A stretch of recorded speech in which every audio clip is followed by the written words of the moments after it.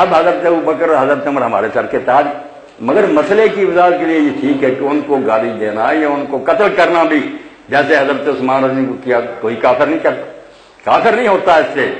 حضرت ابوبکر آپ مسئلے کو حد تک رکھا کریں نا، گالی دینا یا قتل کرنا گناہ ہی بنتا ہے، گناہ کبیرہ کہہ رہے، مگر کفر نہیں۔ کفر تو نام ہے کہ رسول اللہ کا انکار کر، کوئی نامراد یہ کہہ جس کو میں نبی مانتا تھا اب نہیں مانتا، کافر ہو گئے، اسلام سے نکل گیا۔ ورنہ حضرت عثمان رضی کے خلاف جو لوگ اٹھے زبانی بھی نہیں برا بڑا قتل کر دیے، آج تک بچہ ان کو کوئی کافر نہیں کہتا، یہی کہتے ہیں فاسق ہے، گناہ گار ہے، زیادتی کیوں نہ۔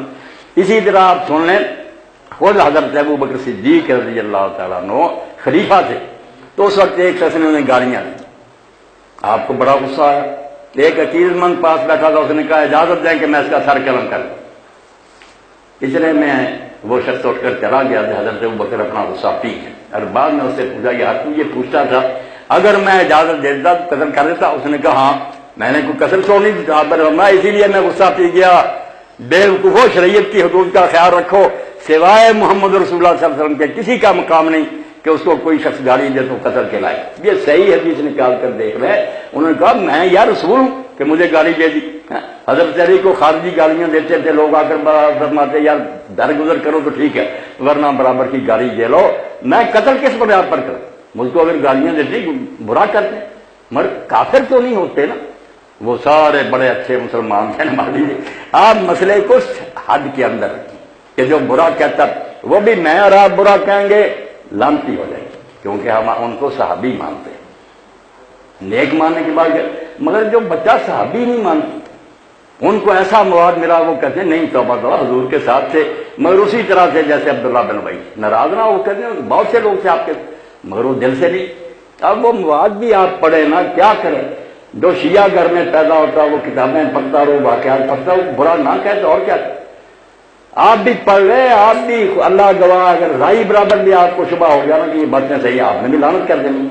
ہم صرف مطمئن ہے کہ یہ رپورٹروں کی غلطیاں ہیں، جھوٹ بولا راویوں نے، یہ کہ رہے گا بحث علم کی، کوئی کہتا نوائے وقت جو خبر دیتا وہ سچی ہے، کوئی کہتا نہیں جانگ جو، تو رپورٹروں نے فساد ڈال دی، کچھ نے ان کی خوبیاں بیان کی جس سے پتہ لگتا کہ وہ تو آسمان پر تھے، کچھ برائیاں ان کی بیان کی کہ حضور کے خاندان کے ساتھ انہوں نے یہ ظلم کیا، اب ان کی تفسیر میں نہیں جانا میں نے، وہ ظلم ایسے ہیں کہ ان کے عہدے کہتے یار فاطمہ کو اتنا تنگ کیا، وہ ناراض مری، حضرت علی نے جنازے پر نہیں بلایا، تم ان کا کہتے ہو کہ ابوبکر عمر کو مان۔ تو یہ مصیبتیں ایسی ہیں کہ اس دور میں سب کو پاؤں کے نیچے راؤنڈ کرنا، شیعہ بھی رحم کریں، یہ جھگڑے اللہ پر چھوڑے۔ اب جو ہے نا کہ سارے مسلمان مل کر کافروں کا مقابلہ کریں اور اپنی جان بچائیں، اس کے لیے اکٹھے ہو جائے، ورنہ ان جھگڑوں میں پڑے رہنا بس تباہی کرائی، پھر کچھ نہیں بنے۔ میری دعوت یہی ہے کہ ایک ہو جاؤ۔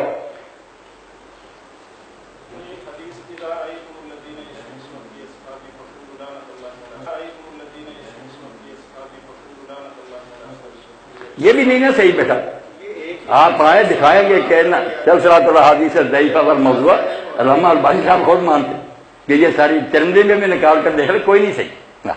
اسی لیے حضرت عثمان رضی کے بارے میں ترمذی میں آتا، کئی لوگ سناتے ہیں کہ حضور نے جنازہ نہ پڑھا، تو لوگوں نے کہا یا رسول اللہ آپ نے تو کسی کا جنازہ پڑھنے سے انکار نہیں کیا، فرمایا اس لیے نہیں پڑھا کہ یہ حضرت عثمان سے بغض رکھتا تھا۔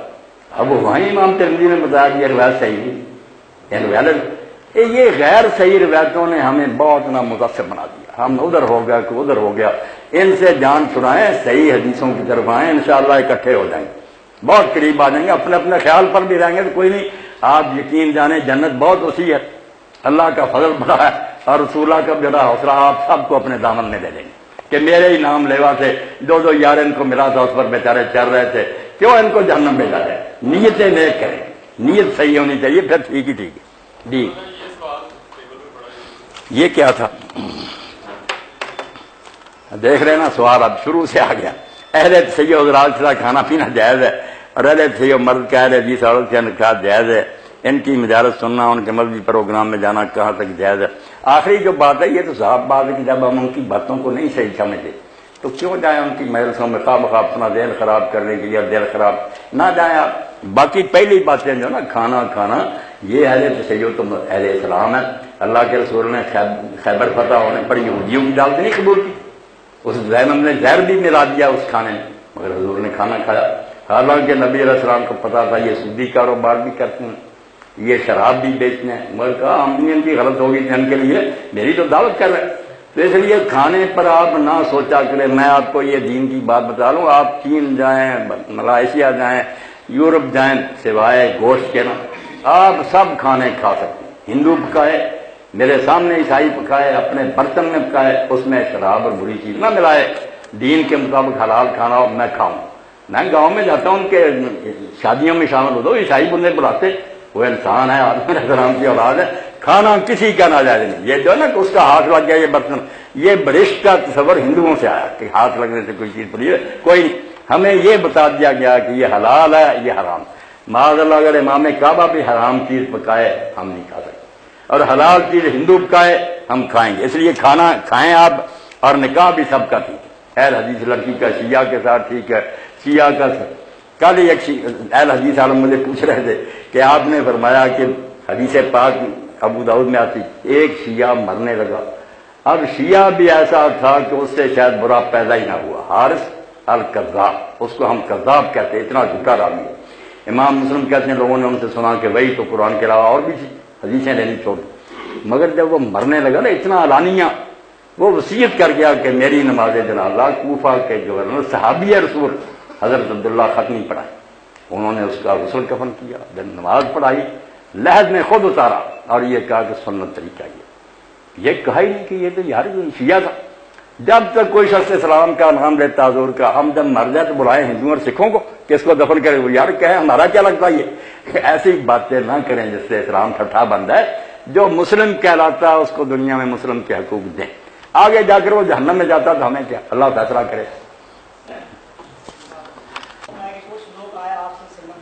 صلی اللہ علیہ وسلم تو آپ سے فرمایا کہ ایمان لاؤ ان لوگوں کی طرح، تو ان منافقوں نے کہا کہ ہم ان کی طرح ایمان لائیں جو بیوقوف ہے، اس طرح کے بات ہوئی۔ تو اسی دوران اللہ تعالیٰ نے جو جواب دیا وہ یہ ہے کہ بیوقوف یہ نہیں ہے، بیوقوف آپ ہو۔ یہاں پہ یہ اللہ کی سنت بھی ہے کہ جس طرح کوئی اصحاب رسول کو جو الفاظ بولے گا، اس کا مطلب اگر وہ صحابہ کو کافر کہتے ہیں، ابو بکر صدیق کو کافر کہتے ہیں، حضرت عمر رضی اللہ عنہ کو کافر کہتے ہیں، تو ہم ان کو کافر کیوں نہیں کہہ سکتے؟ یہ ہے جو ہے نا بیٹا سورہ بقرہ کی، اس کا تو پھر انشاءاللہ کبھی موقع ملے گا نا، تو اس کی بات کریں۔ آپ یہ سمجھ لیں کہ کسی کو کوئی شخص کافر کہتا ہے نا، اس کی دو صورتیں۔ امام بخاری نے اپنی کتاب الادب میں نا چیپٹر باندھے دو، جس سے مسئلہ حل ہوا۔ ایک طرف تو آتا ہے کہ جو کسی کو کافر کہے، اگر وہ کافر نہیں تو کہنے والا کافر ہو گیا۔ دوسری طرف آتا ہے کہ صحابہ رسول نے ایک دوسرے کو منافق کہا۔ حضرت عمر نے حاتب بن ابی بلتع کو، جو بدری تھے، انہوں نے کفار مکہ کو خط لکھ لیا خفیہ، وہ پکڑے گئے۔ اب حضرت عمر نے کہا اس منافق کو قتل کریں، منافق کہا بدری صحابی کو، مگر حضرت عمر کافر نہ ہوئے۔